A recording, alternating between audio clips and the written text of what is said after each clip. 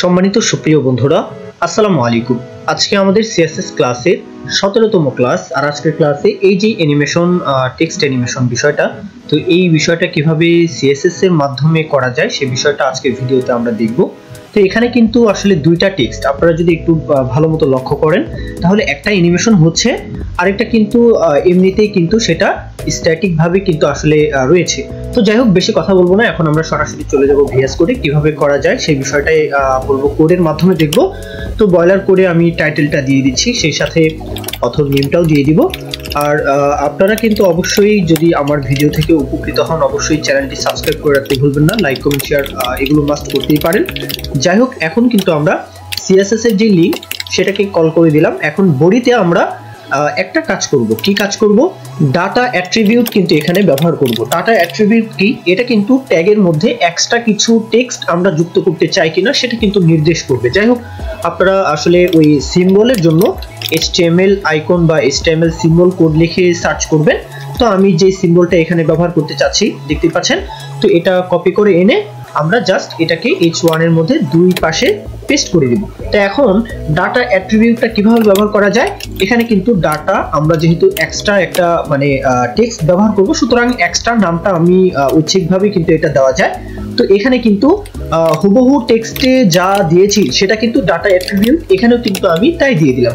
এখন আমরা এটাকে মাঝখানে অ্যালাইন করার জন্য কি করব? Min height 100, view height, display flex, align item centre, justify content centre মাঝখানে চলে এসেছে। এখন এটাকে আমরা ব্যাকগ্রাউন্ড একটি কালার দিয়ে দিতে পারি, ব্ল্যাকের দিকে কিন্তু রাখলাম। এখন যেহেতু ব্যাকগ্রাউন্ডটা ব্ল্যাকের দিকে, সুতরাং H1 এর পজিশন রিলেটিভ দিয়ে ফন্ট সাইজটা বাড়িয়ে দিয়ে কালারটা চেঞ্জ করে দিলাম, দেখতে পাচ্ছেন। তো এটাকে পজিশন রিলেটিভ এই জন্যই দিলাম, আমরা সরু এলিমেন্টের কাজ করব। আচ্ছা, আমরা এখন H1 কে ধরে এটার মধ্যে আমরা সরু এলিমেন্টের কাজ করব। এই যে এক্সট্রা ডাটা, এটার উপর আমাদেরকে অ্যানিমেশন দিতে হবে, তাই না? তাহলে এটার উপর অ্যানিমেশন দেওয়ার জন্য আমরা H1 কে বিফোর সরু এলিমেন্ট দিয়ে ধরলাম, তারপর আমরা কন্টেন্ট দিয়ে দিলাম। এই যে এক্সট্রা ডাটা, এটা দেওয়ার জন্য ডাবল হয়েছে, দেখতে পাচ্ছেন। এখন এটাকে আমাদের পজিশন অ্যাবসলিউট দেওয়ার সাথে সাথে কিন্তু এটা বলবো যে প্যারেন্ট অনুযায়ী আচরণ করছে, তাই না?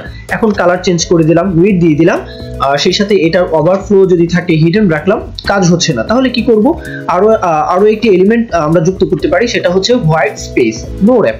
এটা যখনই নো র‍্যাপ দিব তখন কিন্তু এটার র‍্যাপ হবে না, দেখতে পাচ্ছেন। আচ্ছা, এখন আমরা এটাতে বলবো যে বর্ডার দিয়ে দিব। বর্ডার রাইট থেকে কিন্তু 3 পিক্সেল বর্ডার দিয়ে দিব, 3 পিক্সেল সলিড, দেখতে পাচ্ছেন। তো এখন অ্যানিমেশন দিব। অ্যানিমেশনের জন্য আমরা যে কোনো একটি নাম দিয়ে দিতে পারি। আমি এখানে টাইপিং ব্যবহার করছি, 5 সেকেন্ড ডিলে, লিনিয়ার, ইনফিনিট ভাবে এটা চলতেই থাকবে। ওকে, এখন এই টাইপিং যে অ্যানিমেশন যে নামটা দিয়েছি এটা তো আমাদেরকে কি ফ্রেমের মধ্যে বলে দিতে হবে। তাহলে আমরা 0% এবং 100% এর মধ্যে সেম রাখবো, মাঝখানে 50% এবং 90% এর ক্ষেত্রে একটি কোড লিখবো। ওকে, তাহলে 0% এবং 100% যেহেতু একই থাকবে, সুতরাং এক লাইনে এক সারিতেই লিখতে পারি। এখন আমরা চাচ্ছি 0% 100% এর ক্ষেত্রে উইডথ থাকবে 0, উইডথ থাকবে 0, তাহলে তো শুরু থেকে শুরু হবে, মানে শুরু থেকে স্টার্ট হবে, তাই না? আর 50% এবং 90% এর ক্ষেত্রে উইডথ থাকবে 100%, তাহলে সেটা কিন্তু আস্তে আস্তে মুভ করবে। দেখতে পাচ্ছেন আমাদের কাজটা কিন্তু মোটামুটি কমপ্লিট। তবে কালার যে বিষয়টা, কালারটা দেওয়া বাকি রয়েছে। ফিল্টার, ড্রপ শ্যাডো আমি দিয়ে দিচ্ছি। আমি পছন্দ মতো কিন্তু পিঙ্ক কালার, মানে গোলাপি যে কালারটা, তো সেই কালারটা ম্যাচিং করে কিন্তু ওইভাবেই আসলে দেওয়ার চেষ্টা করেছি। আপনারা আপনাদের মতো করে অন্য কোনো টেক্সট যদি যুক্ত করতে চান, সেগুলো আপনাদের মতো করে করবেন। যাই হোক, আমি আমার সাধ্যমতো আসলে আপনাদের মাঝে এই ভিডিওগুলো উপস্থাপন করার চেষ্টা করে যাচ্ছি। যদি ভিডিও থেকে কোনো না কোনো ভাবে উপকৃত হন মনে হয়, অবশ্যই চ্যানেলটি সাবস্ক্রাইব করে রাখতে ভুলবেন না। লাইক, কমেন্ট, শেয়ার এগুলো মাস্ট করতেই পারেন। তো পরবর্তী ভিডিও দেখার জন্য আমন্ত্রণ। সকলেই ভালো থাকবেন, শুভকামনা সকলের জন্য। আল্লাহ হাফেজ, আসসালামু আলাইকুম।